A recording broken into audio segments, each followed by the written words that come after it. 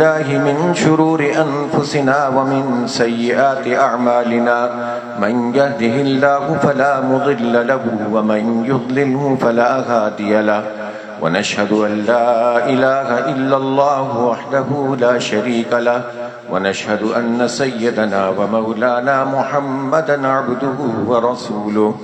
أرسله بالحق بشيرا ونذيرا بين يدي الساعة من يطع الله ورسوله فقد رشد واهتدى ومن يعصهما فإنه قد غوى وإنه لا يضر إلا نفسه ولن يضر الله شيئا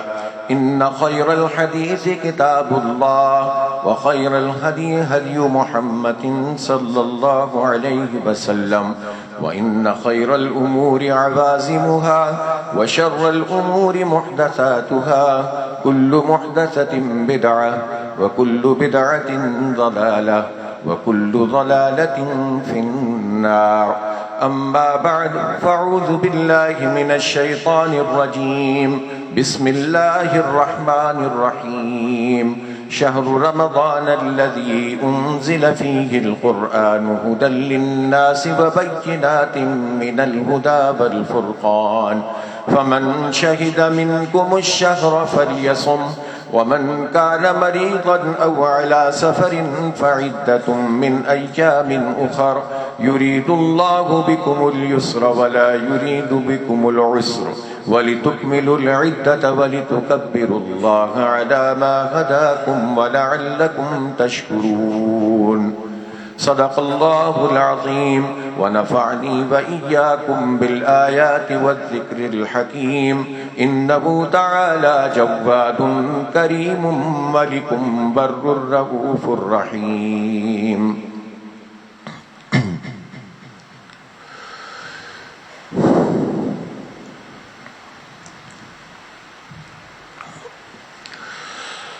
الحمد لله رب العالمين والصلاة والسلام على رسوله الأمين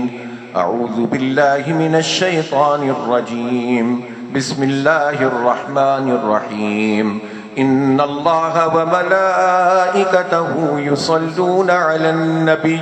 يا أيها الذين آمنوا صلوا عليه وسلموا تسليما اللهم صل على محمد بعدد من صلى وصام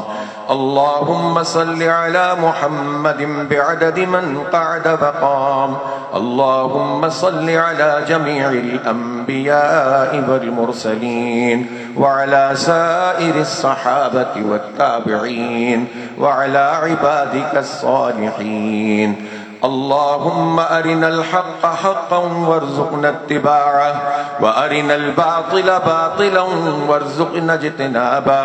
اللهم انصر من نصر دين محمد صلى الله عليه وسلم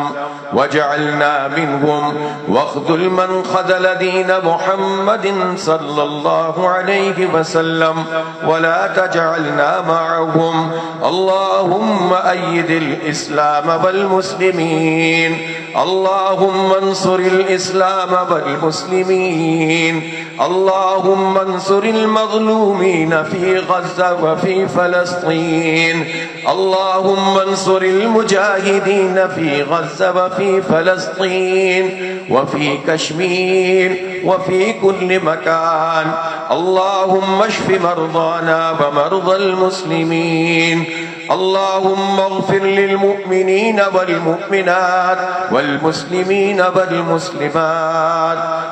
عباد الله رحمكم الله إن الله يأمر بالعدل والإحسان وإيتاء ذي القربى وينهى عن الفحشاء والمنكر والبغي يعظكم لعلكم تذكرون فاذكروني أذكركم واشكروا لي ولا تكفرون